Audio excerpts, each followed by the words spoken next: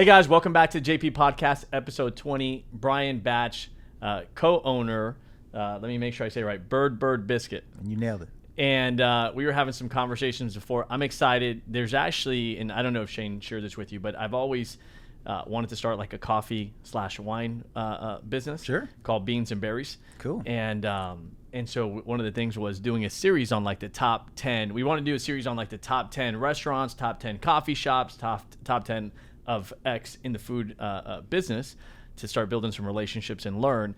And you are our first restaurant owner that we've had on, man. Woo! Come on. So we're going to have a good time today. And Brian, thanks for being on. Oh, yeah. I'm super excited about it, So tell us kind of, I know you started in the coffee business and then transitioned into the restaurant. Kind of just catch us up, like, who are you? How'd you get into coffee? How'd you get into the restaurant? Yeah, so it's a big question, but I'll sum it up in the cleanest, kind of nicest package that I can. So I started off working at a cafe called Thunderbird Coffee, and that's where I met my now business partner. I worked for him for a decade, and what I really think is, if I can give a seed of Bird Bird, is relationships. I wouldn't be doing Bird Bird Biscuit right now if I had not found in my current business partner someone who I completely trust, someone who I had built over time a consistent rapport with, and someone who I knew and I know has my best interest at heart. Because I didn't go into this wanting to be an entrepreneur. That was never my intention. It was never my goal. But at Thunderbird, over the course of that 10 years, one of the things that happened is my business partner, his wife was going through a real struggle with cancer. And it wound up being like her last season in her struggle with cancer. And there was a season where he pretty much had to leave and turn his business over to me because he had to be with her. And in that season, when he gave me that responsibility, that was when he and I really built a very strong bond, because I think he saw in me someone who he didn't know necessarily he could trust, but he put his trust in me, and I proved myself to be true in that. And so out of that, once we stopped doing Thunderbird, he came to me and was like, I think we should go into business together. And I was like, dude, I'd love to, And so we, Wow. came up with Bird Bird. So he was going through a moment of losing his wife. Yeah. And you stepped up in that season of this man's life. That's probably the hardest moment of his life. He gave me the opportunity, which is awesome. Build that relationship, yeah. To give somebody that kind of trust, out of sometimes necessity, and also like, who do you do that with? Sure. But then also for you to take on that ownership. What was the difference in that moment where you went from just, hey, were you managing the store already? At that season of time, I just kind of started managing his shops. Okay. So you started where? Just being a barista? Yeah, just right? a barista. Okay. All right. So you make some good coffee, I assume. Man, I'm not gonna brag on myself, but I've put a lot of thought into coffee. Okay. All right. I love it. Yeah, man. You say that like with deep eyes, like. Dude, I've thought you can learn. That's a whole. We could go down that rabbit hole, dude. I've learned so much about life making coffee. Okay, we're gonna have to talk about that. Now I'm curious. So much. Okay, so you're a barista. You move into management. Yeah. And then this moment happens. What happened at that moment for you to go from just being a manager to now like, dude, I'm kind of running this company. This guy needs me to come through. What was that transition like for you? In retrospect, in the moment, I in my heart, I'm sure I was just thinking, I just need to keep this thing going. Like, I just need to not make a mistake and mess this up, because this is my responsibility, and this is also his livelihood. So let's just do your best. In retrospect, one of the things I can say that's very interesting is the dynamic shifted a little bit with how my relationships with the people that I worked with was, because I realized in a different way that I always had a responsibility to Ryan to make sure that his business ran well, but I took even that much more responsibility to make sure that everyone in that place was working with the same purpose of accomplishing the success of the business. And I took ownership of that. And I think up until that moment, I hadn't taken ownership of Thunderbird. I was someone who worked at Thunderbird, but when he left, it was a different feeling of, no, this is actually, like, it's not mine, but it's mine. Yeah. Yeah, that's a big part. It's hard to find people like that would take that kind of ownership. So you're there. this season goes on. How long were you there after that?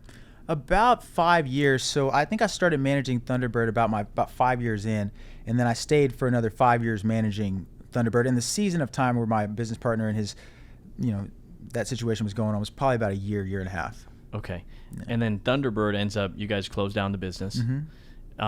And if it's personal, then don't share it. No. But the reason that a coffee shop closes down, like what's the reason? It's a great question, and I think knowing that you want to go into coffee, I'll give you, but also wine. So that's you have the other side of it. Okay. Here's the thing about coffee, and this is what Ryan saw earlier than I saw it. Coffee is one of those things where the reason why someone comes to a coffee shop is not focused on the product that you serve. People come there for a wide variety of reasons, and because of that, there's not really a concentrated attention and focus around the product. It's a commodity. People come there for office work. People come to the cafe to sit and have business meetings. People come there for all different reasons, and it just so happens that you serve coffee. So the model itself is a tough model to do well at. And Ryan, he never wanted to replicate Thunderbird for that reason, because he saw the inherent flaws in the model, and so he never wanted to grow that business. And because he never wanted to grow the business, it was a little bit doomed at that point, because as a business owner, you have to perpetually put energy into what you're doing, because things change. You have to change. You have to adapt. You have to give life to it. Otherwise, it's going to die. And as much as I loved it and wanted to give life to it, without Ryan, the owner of the business, wanting to see that business also grow in that way, it was tough. And so at one point, did you think about maybe buying it from him or trying to take it over? Or no, you never thought about that? I never thought about it. I was happy, to be 100% honest, I would have been happy just working there for however long. I loved the job, so the thought never crossed my mind to be a business owner or to buy it. What did you love about the job? So it's a couple things. So it's very rare that you have the opportunity to create something with your own hands, give it to someone, and watch them enjoy it. Not too many businesses like facilitate that. But in the cafe, you get to meet this person, you get to know them, you get to make their product and put your heart into it, and then you can kind of watch them and see how they respond to what you do. And there's this certain fulfillment that comes when you get to experience someone else's joy and you had a part of that. Okay. You know? So you became a barista just because it was a job for you at that moment, or you were passionate about coffee? At that moment, a job. Okay. So now you get into it and you start learning about coffee and it becomes a passion. It becomes a passion. And what about coffee interested you? Like the process, how it's made, how it's grown? Is it the brew? Like, what about it? So the way my brain works, and this is, you asked me earlier if I'm a chef, and I don't consider myself a chef, but I've analyzed my mind and how my mind works. And what I've learned about my mind is that I like to do things over and over and over and over, but make very small adjustments and tweaks to see what that yields in the outcome, to make the outcome as best as I can. And with coffee, you have in a very compact recipe the opportunity to do that again and again and again. And so making espresso, all you do is analyze small changes, make adjustments, and see what that yields on the backside. But the powerful thing about it, though, is if you see it right, it has nothing to do with coffee. It has nothing to do with what you're doing. It has to do with training your mind how to think. And that's what I loved about the process of making coffee and it's the same thing with biscuits. Like I've treated biscuits the exact same way. If you see it right and you understand what it is, it's a mind thing. Like you're sharpening your brain, you're learning how to concentrate, you're learning how to focus, you're learning how to think. Most people don't really know how to think, Yeah, I get you. So were you always like that? I don't know. Or were you like that before coffee? I don't know. Got it. So coffee is when you became aware of it. Yeah. I mean, the coffee is probably when I became aware of it, because honestly, I don't know. Okay. All right. And then, so you're there. You guys go through that process. You shut down the business. Was it a cafe model where people came in to sit down, or was it okay? Yeah. So then, what happened after you shut down the business? What did you go do before you guys opened? Well, there were two of them. So we shut down one of the Thunderbirds, Okay. and then the other one stayed open for a little bit. And I was a part of the transition team with that one staying open while we were also creating Bird Bird Biscuit. Did you guys just shut down completely, or did you sell to another coffee shop business? So he just shut it down because he actually owns the properties as well. Oh, so got he's, it. Yeah, so he's the owner of the properties. And so I think in his mind, he was seeing a little further out than I was, because what wound up happening is one of those locations became a Bird Bird Biscuit. Oh, got it. And I think he was looking further ahead than I was. So he didn't sell it because I think in his mind, he kind of anticipated that we might do this shuffle. Okay, so you guys closed down one. You're managing the other one. Was it seamless where like Bird Bird Biscuit started while the other one was still open, or did they both close before you started Bird Bird Biscuit? It was, I mean, somewhat seamless. Like one of them was open for a while. Bird Bird opened. I kind of transitioned out of Thunderbird, started doing Bird Bird. And then that Thunderbird lasted for another year or two. But after COVID, man, it was hard to come back from that. So when you guys started Bird Bird Biscuit, why did you start that business? Was it you and Ryan having a conversation? Like, what's inspired you to do that? Totally. So it kind of goes back to when I was talking about the flaws that he saw in the coffee shop business model. It kind of starts there, because what I saw and what Ryan saw was at the cafe, it was about the people. And man, we had amazing people come through that place. Some of the best relationships and best people I've ever met came through that coffee shop just because of what it is, the environment. It's fulfilling, you know, and that's why people go there. But because he didn't want to grow that business, they would come and they would go. They would come and they would go.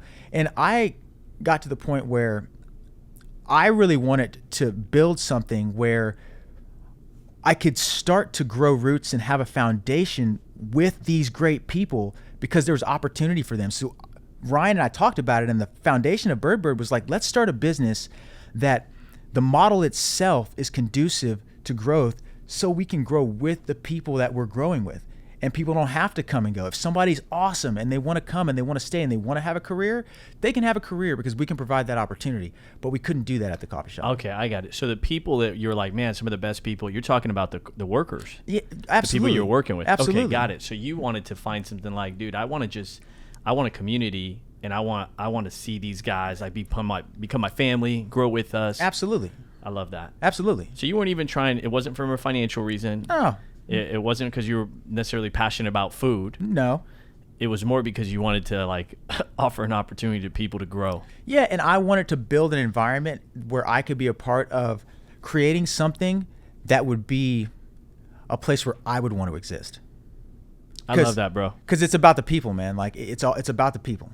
You wanted to be a part of something, building an environment where you would want to be a part of it. 100%. Because I don't have any interest at this stage of my life in separating and differentiating segments of myself, because it doesn't work, and I don't think that that's the way that you succeed. So you seem like you're very self-aware. Is that something that you've sought in your life, or is it just something that you reflect on? Like, I'll tell you this because it's just the truth. Before I came here, I knew what I was going to do for the period of time before I got here, because I knew how important it was that every word that comes out of my mouth comes from the place where I want it to. And so I spent the period of time before this sitting and meditating and centering myself. And meditation has been the best practice that I've ever implemented in my personal life for balance and for being able to speak from a place of confidence with who I am. And so, absolutely, I've been seeking that out for a while now in my life, and it's the most important aspect, I'll say, of what I've done. What drove you initially? I like to understand people. Like, Sure. What drove you initially to want to go study meditation or meditate? So I'll say I think it probably started with experiencing my mom's death when I was a little young. How old were you? So I was 18, And my mom had multiple sclerosis, and my mom passed away. My childhood's a whole different story, but that experience, and Shane and I talked about it a little bit, when you look at death and you see it and it's there face to face and you feel that feeling of loss, there's a certain thing that happens where you ask questions. It's just natural. And out of that process of asking questions, it'll take you on a journey, you know. That's what started it for me. Is it took me on a journey, because you lose your mom and you start to think about just life in a different way. You start to think about death in a different way. And I don't think about death in a morbid way. I just want to live my life in such a way. I'm living my life so that in that moment, I feel good about it. Yeah. I love that. So you're at this place in life. You're like, I don't want to separate what I do professionally from what I do here. I just want to build a community. And you're starting to talk to Ryan. You built trust with him, and it's like, hey, I want to build something. Was it I want to build something with you, or he was like, hey, I want to build something and I want you to be a part of it? Yeah, he asked me if I would be a part of it. He was like, I'd love to start a business and I'd love to do it with you. And I was like, man, if I was gonna start a business, you're the only person I'd start a business with right now. So like, let's do it. You know, it's true. I love that, dude. Yeah. The evolution of the relationship and how it turned into a great partnership. That's awesome. Yeah, man. Okay, so you guys, so why did you pick Bird Bird Biscuit? Like, why did you pick that model? Why'd you pick that restaurant? Was that more of Ryan? What's that there? It's such a, I'm going to try to be as concise as I can, but the story is an interesting one, and I'll package it as well as I can. So we just traveled for about 5 to 6 months, not consistently all the time, but we would take 3 or 4 days here, 3 or 4 days there, and we would just go to different cities. We went to LA, went to New York, went to Nashville, went to Denver, went to Philly, and we just saw every concept you could possibly imagine, from donut shops to chicken places to coffee shops to juice bars. And the question we were trying to figure out is, what is it that motivates people and resonates with people that causes this synergy where you have people lining up outside the building, and what's exciting people about that? What a great question. That was our question, because our whole thing was like, we don't want to just open a business. We want to open because we wanted to grow a business, and to do that we had to have a model that was compelling.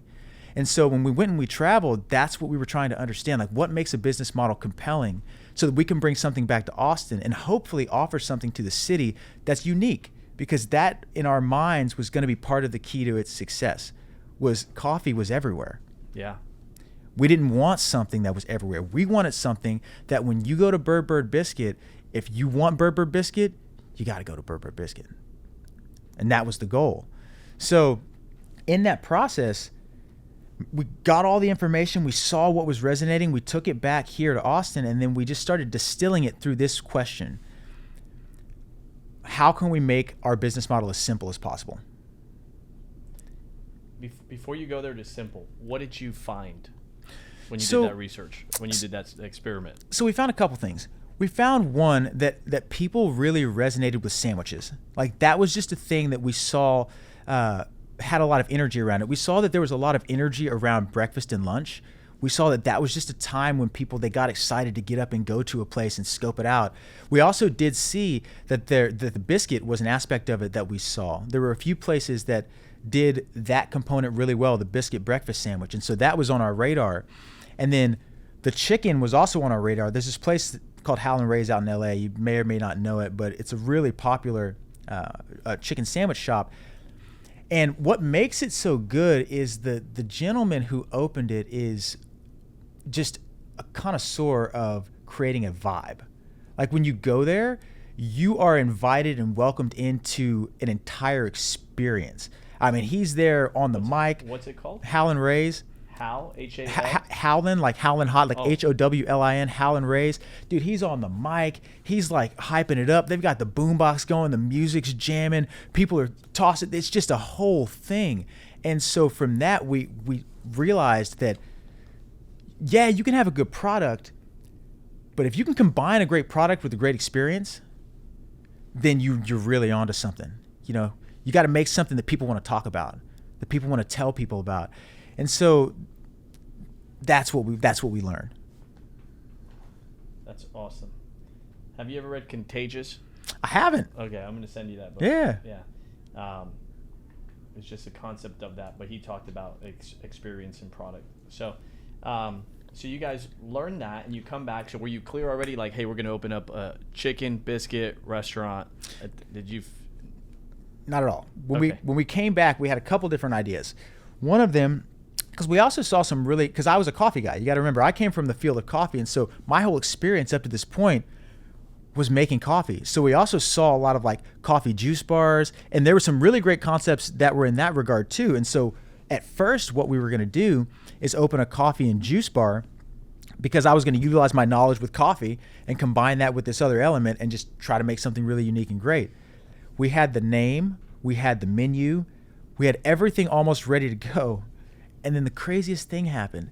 It was going to be called Batch Coffee and Juice Bar. That was going to be the name of it. And then about a month and a half before we announced to the public that that was going to be the concept, there was a kolache place about half a mile from our location that opened that was called Batch Kolaches. And so when they opened, Ryan and I were like, well, well, crap, man. Like that's actually my last name, I know. You know? And so You're like, you can't do that. Yeah. So we were just looking at each other like, well, that's not going to work. Like we can't. And Dude, so we this scrapped. Is a month before. Yeah, bro. So we scrapped the whole idea. We scrapped the whole thing and went back to the drawing board. And by going back to the drawing board, we decided that we were going to do a sandwich shop, and then we distilled that through simplicity, and then it became a biscuit sandwich shop, you know, and then it became Bird Bird Biscuit, which is wild because had that one thing not happened, there would be no Bird Bird Biscuit. Wow. That's crazy. So what a great story. Yeah, that one thing, man, is wild. You know, you talked about like how accidents, right, can create some great opportunities. Yeah, man. So simplicity. Break that down when you say we wanted it to be simple. What does that mean? Yeah, so for multiple reasons. So you have two dynamics that are at work here. You have one which is the guest experience, and you have one which is execution. Okay. So both of those things come to a beautiful synergy when you can keep things simple. Because when someone comes to your business, they like, this is my opinion. I'm giving you my opinion. When I go to a place, I like to feel as if what I'm presented has been curated through someone's deep thought. And I think when you can make something simple for people, it carries with it that feeling of they're only offering this because they've thought about this. Like, this is what they want to show me. There's not 100 options. So each one of these has probably been given some thought. There's that side of it. And then from the other side of it, if you want to deliver consistently on that experience, simplicity. Because when you're doing a lot of something, if you're doing a lot of something that's concise, you're way more likely to execute it at a high degree of efficiency. And that's what we wanted to do. It's one of our values actually, is consistent quality above all. And we find that by focusing on that, all the other stuff comes. I'd love to tell you about our 4 values at some point because I wanted to ask you about it right now. So yeah, please. Yeah, dude, they work above all. They work really beautifully together. Like we have 4 of them. So one of them is people, not objects, and that one is all about how we treat one another, how we see one another, and making sure that our intention is to serve each other.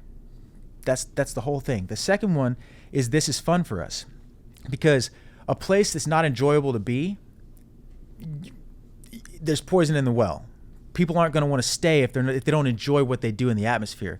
The third one is consistent quality above all. And that was what we just talked about. And all of that leads into this 4th value, which to me is like the X factor. We want to blow people's minds, because that's... Is that what it is? Blow minds is the 4th one. Okay.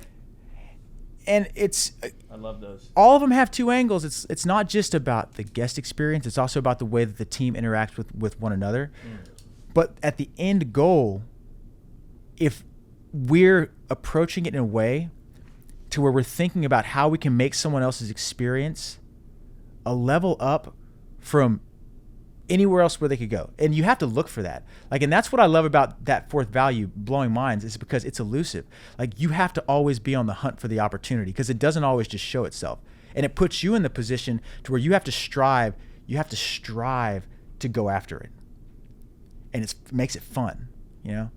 And so it's a nuanced one, and that's the one in the business that's hard to teach people. But if you can help somebody see how to do that, then you're looking for the opportunity in people's experiences to enhance that. And man, you can make some magic happen, man. Do you have any stories around that? Dude, tons of them. Can you share like one or two? Yeah, for sure. Yeah. So I'll just give you an example. So there was one time where, and this is like, I'll give you a simpler example. We close at 2:00. The business for the most part, we have a couple PMs, but we close at 2:00. This was a couple days ago. So what time you open at what time? 7:30. 7:30 to 2 p.m. Yeah, and then we're dabbling in the night shift, but for the most part, that's when we're open right now. Okay. And there were these guests that came a little bit after we closed, right? And they came up, and everything was getting shut down, and we didn't have the ordering thing out there, and they couldn't do that. And so in that situation, it's very easy to just be like, "Hey, come back tomorrow." You know, like we don't have anything. But the value of blowing minds is like, okay, this person came all the way here for something. Like, what can we give this person? And not only what can we give this person, but can we give this person something that's going to be memorable and is going to let them go back and like just want to share it with people. And so in that situation, we kind of go back in. We're like, hey, listen, like what can we do? These people came all the way here. Do we have anything we can make for them? You find whether it's not the biscuits that were not old, because you want to serve somebody something great, but you get them a biscuit, you get them some jam, you go out there, you talk to them, you ask them where they're from, you give it to them on the house, you know what I mean? You take the time to connect with them. It doesn't have to be grandiose. It's just about that little bit of extra effort so somebody leaves saying, that person thought about me. Yeah. That's I love it. I got another book I'm gonna send to you. It's called Unreasonable Hospitality. Send it over, man. Yeah, this guy built a world's greatest restaurant, 3-star Michelin. Yeah. I think is it 3-star? Yeah. Number 1 restaurant in the world. Yeah. On hospitality. Yeah. And it was all about that topic Yeah. that you just said. It's important. There's I find like common denominators of like what makes something great, and that going above and beyond, that blow minds. I love it. I remember I was at the supermarket here. I won't mention names, and I'm going to get some stuff, some cheese and ham and whatnot. And it's like $7.50. You know, they close at 8, and she's putting everything away. And I didn't know they closed at 7:50. We're just going grocery shopping. Sure. And she's like, "Yeah, we're closed." And then she starts slamming things around. I'm like, "Well, miss, you guys, it's still open. Could you please, help us?" And she did it with like the worst attitude in the world, and it made such a negative impact that it's on this, on this podcast, right? If she would have done the opposite, and it's convenient, it's a grocery store, I get it, but in the restaurant world, like, there's so many different restaurants to go. Like, what makes somebody want to go back to that? And I think as things get big, we lose that human touch, that human element. Absolutely. And I love the fact that your values are not like they're unique in terms of, it's not like integrity, hard work, like blow minds. This is fun for us. Like, they're real values that you can live out. And like, I've seen that they'll speak to you at different times, different things.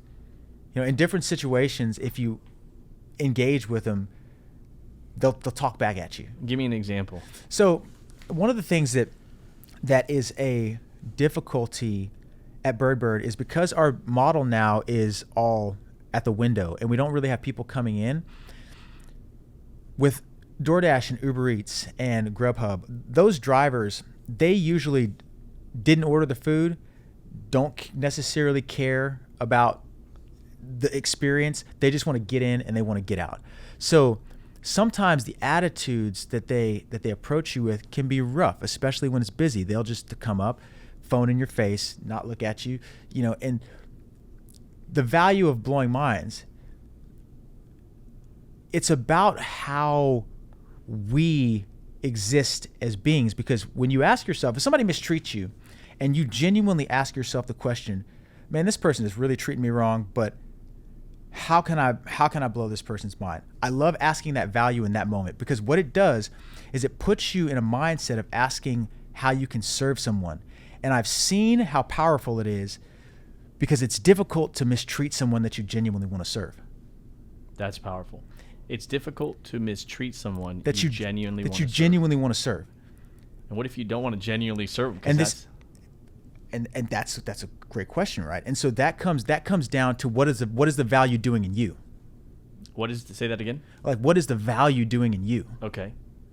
Because that's why I love that value, because to execute that value, there's something that's deep. I get it. You know what I'm saying? Yeah. Like, it makes you analyze yourself, to change yourself, to work on yourself. It ultimately makes you a better person. 100%.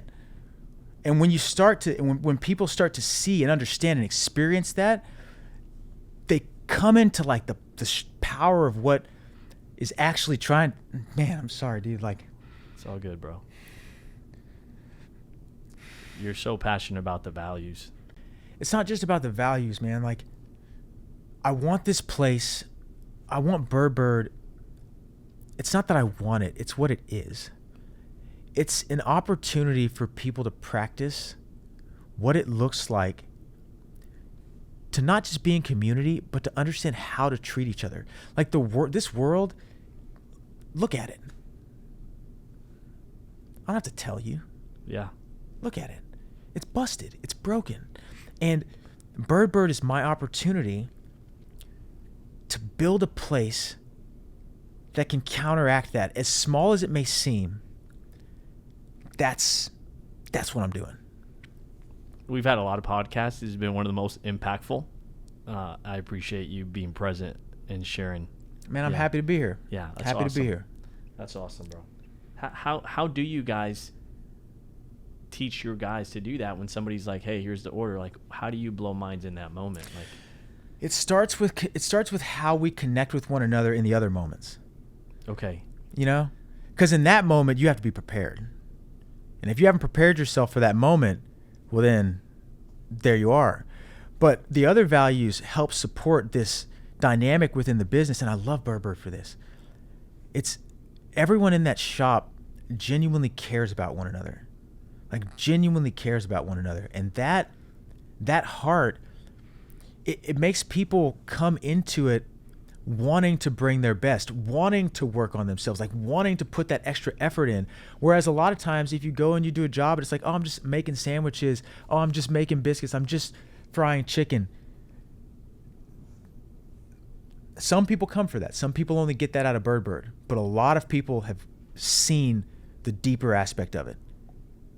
Do you spend a lot of time with your employees, people that work there? Spend a lot of time there because that's my mission. Like, if I didn't spend my time there, I wouldn't really be doing my job. Got it. So your job, the way you look at it, is to be present where your guys are, to do the job of the business. Are you doing the job? Or are you more in the office? Or you? Oh yeah, no, man. There's no office at. Okay. I'm in the dish pit a lot, but that's where I like to be because that's where I started.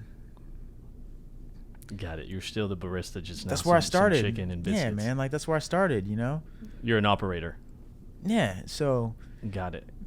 And so, this is something that I find difficult. While you're like striving and working and doing this, sometimes values are like, it's hard to like be present and like 100%. Be a community and be family when you're like stressed out, this is going wrong, you're tired, whatever, personal 100%. Life. How do you get people to model, and I guess you doing it, but how do you get that culture to be that culture while people are doing, they're busy or they're overworked or it's a fast-paced environment? How do you still create that family dynamic?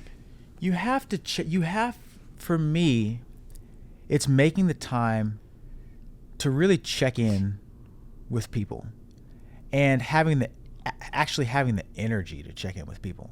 Because the hardest part of my job, of all the things that I do, is the amount of energy it takes to sit with someone and really receive what they're going through and just be present there and give your attention just to that person. Because Bird Bird's not massive, but now we have 45, 50 people working there. And as it grows, to give that attention, it gets harder and harder. But it's so important because people need to know that they're cared about.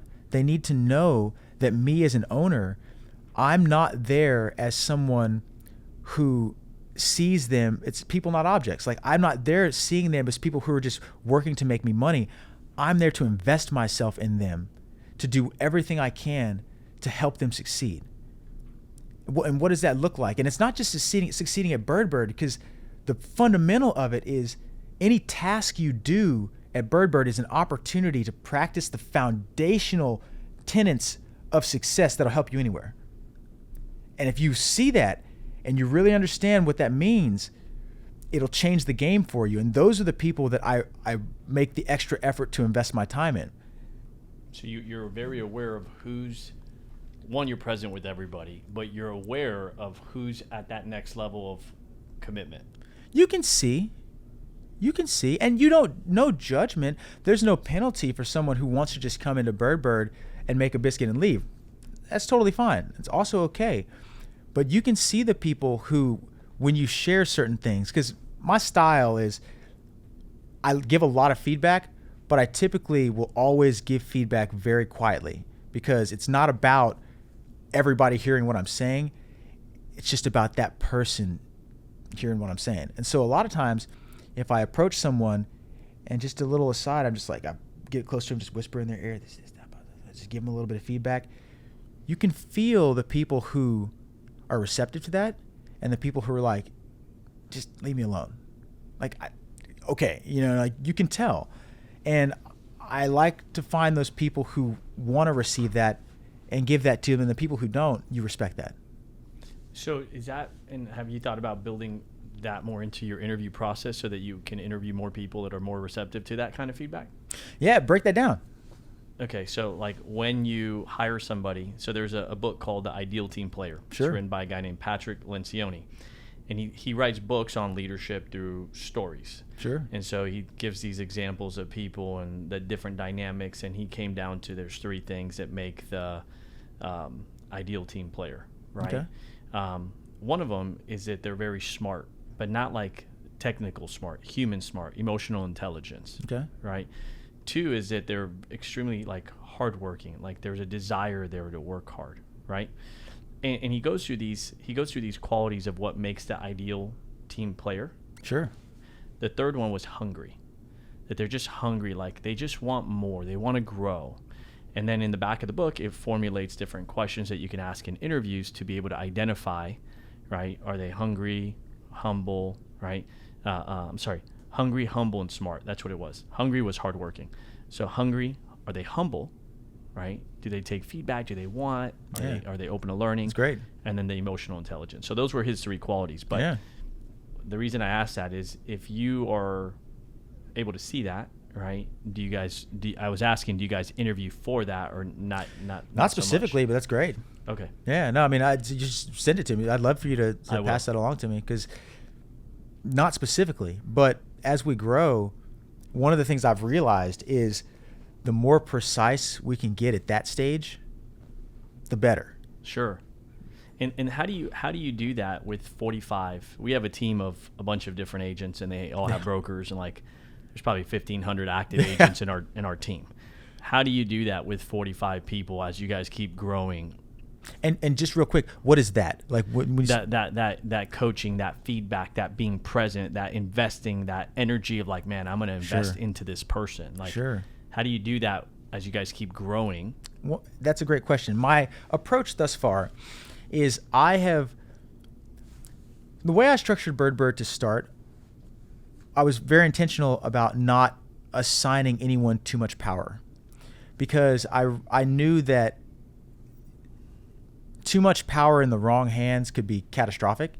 And so the structure of Bird Bird is I have a team of about 5 or 6 people at both stores who kind of lead the store together, and they're kind of all on the same level. And through this process, one of the things that I've been looking for is who has the humility, who has the communication skills to be that next level leader. And right now what I'm looking for, and I've found a few people and it's great, my hope is that with the right people who can who can carry that torch, that they can help me be that at Bird Bird. You know, it's, again, it comes down to the people. Like, I've really been looking for those diamond in the rough that I can fully invest myself into, and because they really want that. And luckily now I found a few. So I think one of the things I told Shane too is I won't grow Bird Bird beyond the point of having the people to grow Bird Bird. That's great. You don't find a lot of business people that are like, I'll sacrifice profits so that for people. Yeah, but I'll tell you, if I did, it wouldn't be fun. Yeah. There you go. Yeah. And that's one of the values. It wouldn't be fun for me. Was that something that was you and Ryan both shared? Was that more? He and I both, like, we wanted that one in particular. He knows me. He knows I have a family. He knows that my family is really important to me, and it's important to us both that we enjoy what we do. That's good. Okay. So you start and so you started it initially. It was going to be like a sit down place, and you said COVID kind of changed that. Yeah, COVID definitely changed that. Okay. So you guys, this was before you built the facility then? No. So we opened in end of 2018, early 2019. And it was a sit down place. You would go inside, you would, stand in line, you'd order your food at the counter. We had a few bar seats and some seating inside and outside. And when COVID happened, it was a very interesting moment, because a lot of businesses thought it was going to be like a week-long thing, like a 2-week thing. And so we almost shut the doors. We almost did like most businesses did, and we're like, let's just close down. Let's just wait 2 weeks, and then we'll open back up. Yeah. But one of our employees who's still there, and I love this guy so much. He's still there. He's been there from the beginning. I love this guy. He's been just so great. We had this window that was completely closed off. And he approached me and he was like, I think it might be a good idea if we just kind of popped that window open and made this adjustment and this tweak. And like, what would you think if we did that? Then we could kind of keep selling and we could do it. And I was like, wow. You know what? That's a good idea. Let's do it. And so we did it. And not only was COVID not 2 weeks, but it changed our entire business model in such a positive way. That's crazy. Like, our business has grown like revenue by, I don't know, 200% or something wild, 300%. It's insane. All because it allowed us the opportunity to maximize the efficiency of the inside of the business so that we could sell more. Wow. And so that simple idea, man, of like that guy, like, hey, dude, why don't we open that window? And I have to, and the thing is, he's still there. He's still there. And so part of that for me, what makes me so just love it, is he cared about Bird Bird. Yeah. He was invested. Like, he came to me with an idea. He was like, hey, this is not my business, but I have this idea, Yeah. Beautiful. Yeah, that's super cool. There's I think a book called The Toyota Way, and the way that they structured their floor is that all the CEOs, all the managers, I don't know about CEOs, but all the managers are right next to the employees. Yeah. And they're like horizontal leadership versus vertical leadership.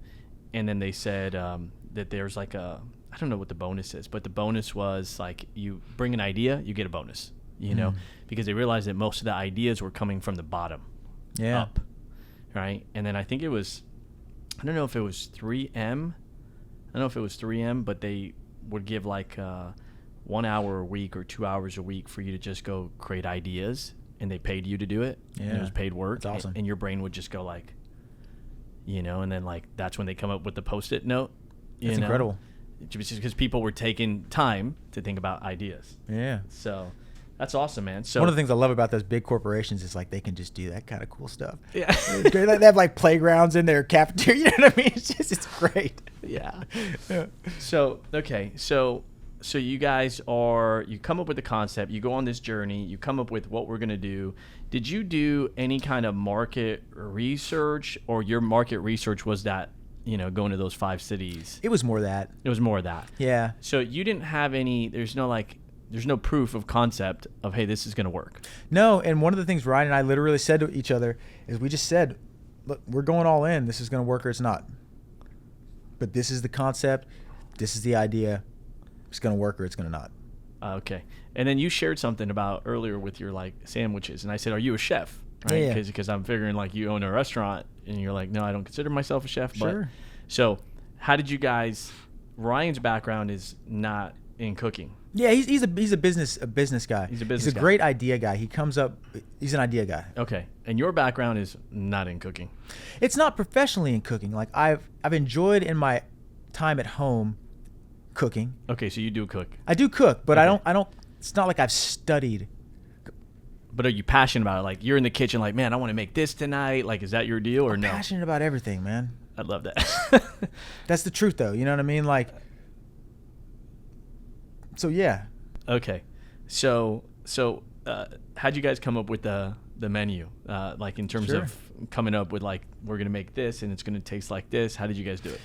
Sure. So a lot of it was just a start. Well, one, let me give credit where credit's due. So the biscuit, and this is very important, and I always have to give credit to this person because I never want to get to the point to where I don't give credit. We had an amazing start with our biscuit. There was a gentleman that Ryan knew who was a master biscuit maker. Okay. And he basically gave us our starting biscuit recipe and shared with me his knowledge on how to make the biscuit. This is going to be a great segue because this leads into something that I want to share with you that's really been powerful for me. He showed us how to make the base biscuit. And from that is kind of the foundation that the entire business has been built upon. He also gave us our initial starting recipe for the brine that we used to brine our chicken. Okay. And so the two components that are like the heartbeat of what we do, which is the chicken and the biscuit, we had help with. And so I give credit there because, again, dude, collaboration. Like we don't have to do everything by ourselves, and we don't have to feel as if we own every ounce of accolade that comes from. No, when you can let that stuff go and you can be okay, It's powerful. It's powerful. It's very powerful. So I have to start by giving credit there. And to answer your question, then I would come up with just recipes that sounded good to me. You know, just things that kind of sounded like they'd go well together because I do like to cook. And we would make a sandwich, and I would first have Ryan try it, and he would give me his feedback, and then we would kind of send it out in stages and waves. We would send it out to a few chefs that I do know who are chefs, and they would send back feedback. We would send it out to the general public, people that are just friends who aren't necessarily cooks but like food, and we would get feedback. And after each round, we would take the feedback, and I would look at it, and I would say, okay, this person thought this. How many people said this? And I would take it and just make little tweaks to the recipe. Until finally, third, fourth iteration, we would send it out, and most people were like, hey, that's great. And almost every sandwich went through that process. I love it. And you guys keep it very simple, so there's not, the menu's simple. Very simple. Got We it. maybe have 7, 8 sandwiches on the menu. Sometimes when I go to some restaurants, I won't mention names. It's like 20 pages on this menu, and I'm like, I don't even know what I want to eat anymore. I 'cause don't it all know how looks so places good. do that. I mean, some places do it very well. I would struggle. Yeah, I don't know either. We had a place called Jerry's Deli. The menu was like 20 pages. You could eat anything you wanted there. Or Cheesecake Factory. You know, they're Yeah. awesome. Great menus. But okay, so then you open one, it starts doing good, right? And you're like, we should do another one. Yeah. Okay. Yeah. And so the time frame to open the second one, was it easier obviously since you now have the recipe? Like the In that regard, absolutely. The first one was rough. Because one, I had never opened a restaurant before. I had no idea what it took. All I knew was it was going to be a lot of work, and it was a lot of work. I was fortunate because my little brother, who was up in Washington, D.C., he was going through some personal stuff up there, and through just some conversations, I asked him, I was like, look, I'm about to start this business. I know you're kind of dealing with some stuff. Do you want to come down and help me do this? And he did. So he came down, he lived in my house for a little bit, and he helped me open Bird Bird. And had it not been for him, I do not think there would have been another human being willing to go through what we went through if it wasn't my brother. Because, I mean, we worked 16, 17-hour days because we had to make the biscuits. So we'd work from we'd get there at 5:36. work until about 2, and then we make biscuits from about 2:33 to about 9 or 10 at night, and then sometimes we would sleep there and just do it again and again for like 3 months. Wow. It was terrible. Okay. Walk me through somebody that's like thinking about starting a restaurant right now. Like, what are like the 2, 3, 4, 5 steps they should do? And I know they can go Google this, but like, from a person that's done it. From a personal perspective, I would say make sure you're working with someone that you trust. Because if there's not a foundation of trust at the core of your business, it is going to lead to so many haunting and horrible feelings as you progress through, because it takes so much work and so much effort that if you start to get involved in the thoughts of selfishness and the thoughts of like, I'm doing all this, like, why isn't this and if that trust isn't there to really know that that person that you're doing it with is there to support you, it just might be that you have different strengths and that the role that you play is different than the role they play. There can be a lot of jealousies that can poison the heart of the entire thing. So work with someone you trust. Be our first thing. It's a great tip. My first, like I've heard this saying and I disagree with it. Some people say that, what's the saying? Like, something about how you don't have to be friends with the people that you work with or something like that. And I just don't agree with it. I think you should want to be friends with the people that you work with. You should want to trust the people that you spend that much time with. That's the foundation. Yeah. The second thing I'd say is just be flexible and be prepared. Be prepared to work very, very hard.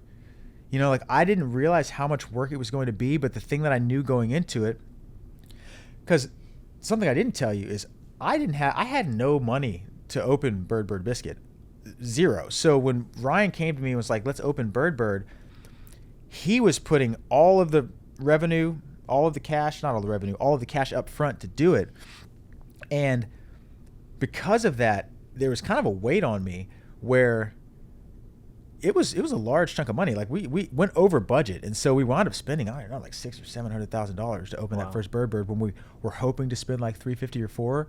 And Ryan zapped most of his savings to do that. And so I was in this place where my job now was to make it work. This is the second time you've been in that position now with Ryan. Yeah, this one we didn't see coming, But yeah. You know what? I never thought about that. It's great how God brought you guys together in life, dude. Dude. Like, that's awesome. Dude. Oh, hey, man, glory to God. I'll say that one. Without a doubt. Yeah, without a doubt. So, I mean, those would be my two. So be prepared. Yeah. Be prepared to go all in. Yeah, for sure. For Yeah. sure. And be flexible, because things change and you got to be okay. You got to be okay with change. Yeah. I think, you hear all the stories of so many businesses, like the worst business to ever go into is like the restaurant business. Don't go into restaurants, because the percentage of restaurants that make it, Luckily I didn't know any of that before I did it. Yeah, nobody told me that. So I was down, You're like, let's do it. Yeah. So where are you at this season of your life? Just, hey, I want to make this the best company, the best place for people to work. I want to make great food. Is it, hey, I want to keep growing the company? Is it more of, I just want to refine everything that we're doing to be the best that we can? What drives you? Yeah, so we're in a stage right now where, like I said, we want to grow the business with the people that we have to grow it with, and we want to do it the right way. I'm not interested in really franchising Bird Bird. People have asked.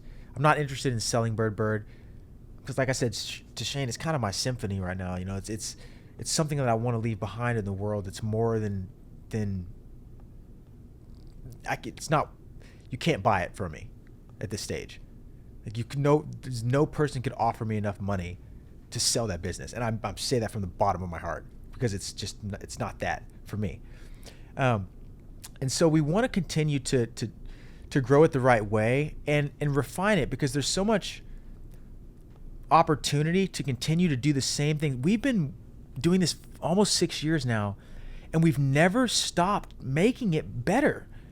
It's never stopped getting better. And so what I've seen is there's so much opportunity in what we're already doing to make it a little bit better.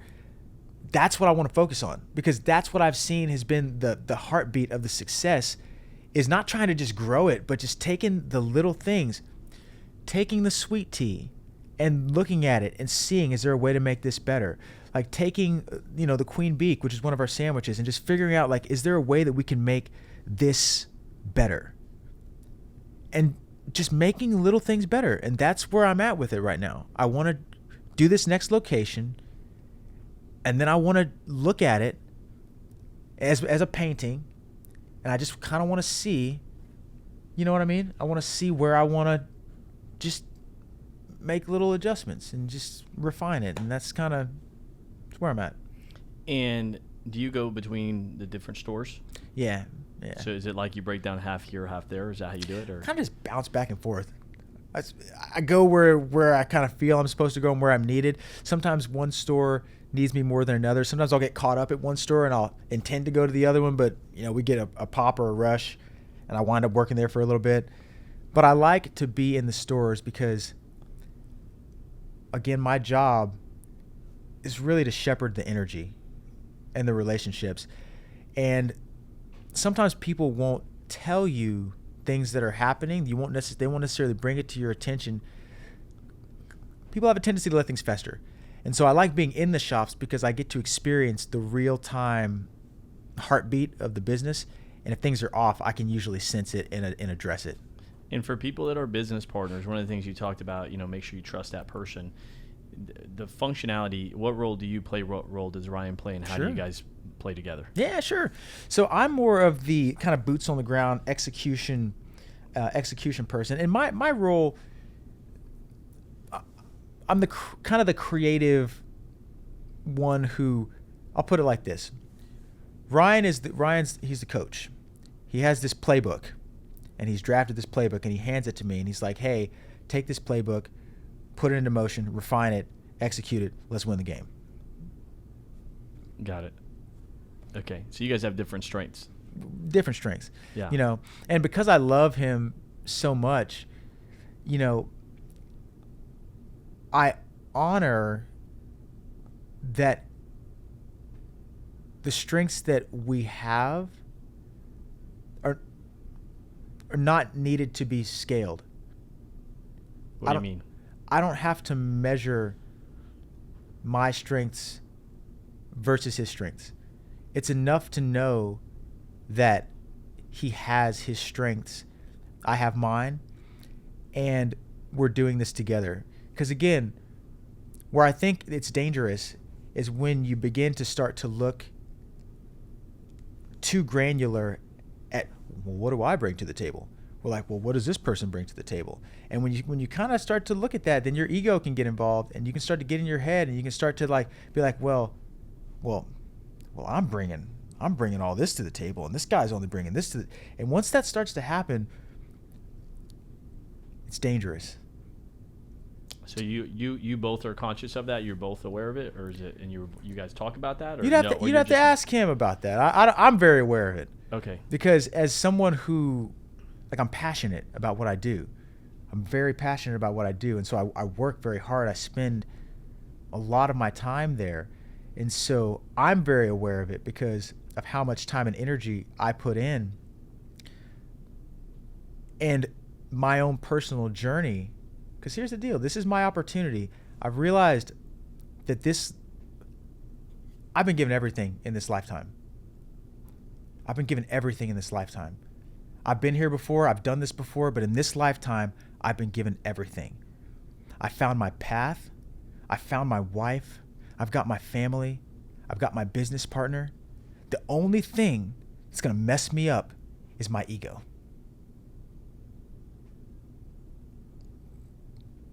So I'm watchful of it. Yeah, that's powerful. When you say I've been getting everything in this lifetime, is that more of a Buddhist philosophy, or? I mean, we could break down Buddhist philosophy or spiritual philosophy. You know, like, but your belief in what you just said in terms of like lifetime. So you feel like your spirits lived before. Or is that what you meant by that? I don't see how it couldn't. You know, when I think about this journey we're on, and I heard somebody say this, and it just made sense to me. And certain things, when you hear them, what I've learned to pay attention to is, what does it feel like in my heart? Like, what does it feel like deep inside of me? And does it resonate with me? And when things resonate with me, I pay attention to them. Somebody said this, and they said, you know, this universe that we exist in, it's called that because it's a university, and you continue to grow in your education here until you graduate. Just like anything that you do, you learn the lessons. If you don't learn the lesson, you got to go back and repeat the grade until you learn the lesson. And I think this life is the same way. I think you learn the lessons. Hopefully you learn the lessons, but you're going to be here until you learn the lessons. And then you feel, when you graduate, what does graduation mean?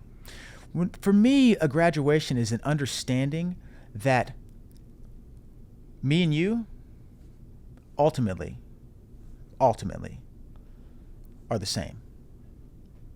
And that's what I mean by I don't want to get caught up in my ego. Because what the ego does is the ego tells me that you and I are different. Look at this world. Look at this. Like, I don't want to be on a side of things. I want to be a part of the solution. And I think that being a part of the solution comes from doing the work, each of us within ourselves, to come to that point to where what I just said isn't a statement, it's an experience. Yeah. Yeah, you live by it. And it's your experience. You know, I'm working on that. I'm not trying to sit here and tell you that, but that's why I say I am watchful. I'm watchful of my ego, because that's going to be the thing, and I know it, that could mess me up. What made you aware of that for your own journey? Like, what made you aware of that? Again, dude, I'm very fortunate. I found my teacher, dude. I found my guru. I found my path, dude. And so I have my path that I study. And when you're going through an experience that is one like this, where there's an infinite variety of options you could choose. Sure. Especially if you have money. You could do whatever you want. It's good if you have someone who's done it before you that can tell you the pitfalls, and that you also trust has done it in such a way to where they were successful. And I found that person for me, and I have that trust in that person from everything that I've learned and that I've experienced thus far, to where for me, when you talk about something like faith, I have faith in that. And so that gives me a path that I've chosen to walk that is proving true to keeping me on course. That's great. And so, I guess in closing, if you had to give advice to somebody that says, hey, I want to consider opening a coffee shop, or Sure. I want to consider opening, a small restaurant, or whatever it may be in the food, coffee space, Sure. right? What are one or two or three pieces of advice that you would give them? I know you've already shared a bunch, so anything Sure. different than what you shared? Yeah, I'll say one thing, and this is probably the one thing that I'll say. I would say a much more important question than what do I want to do, or what do I want to create, or what business do I want to get into. I would say the question to ask before any of those questions is, what do I want to become? And think about that. Because everything that's going to be generated around you is going to come out of the qualities that you manifest inside of yourself. Your entire environment you're going to create out of the kind of person and qualities that you exhibit. And so if you haven't considered those qualities within yourself, and you haven't tended to that part, start there. Because no matter what you do, if you don't have that situated, you're going to create something that's going to be not the best that you could do. That makes sense. Yeah, it could be profitable, it could make money, it could be good, but it won't be a reflection of what your best It won't is. be your best. Yeah. Powerful. Thanks for being on today, brother. Absolutely. It was awesome. Hey man, likewise, I enjoyed it. Yes. So we're gonna go have what should we order when we go? Oh man, so I think the best sandwich on the menu is the Firebird. If you can do a little spice, I love spice. I'll do the Firebird. I think that's the best. The Queen Beak is the most popular sandwich, but I think the Firebird's the best sandwich. I love it. Awesome. Thanks for being on today, Absolutely, Brian. 100%. Hope you guys enjoyed it, and you gotta go try the restaurant now. Go have the Firebird. Please, come on. Take care, guys. We'll see you on the next episode. Right. Bye bye.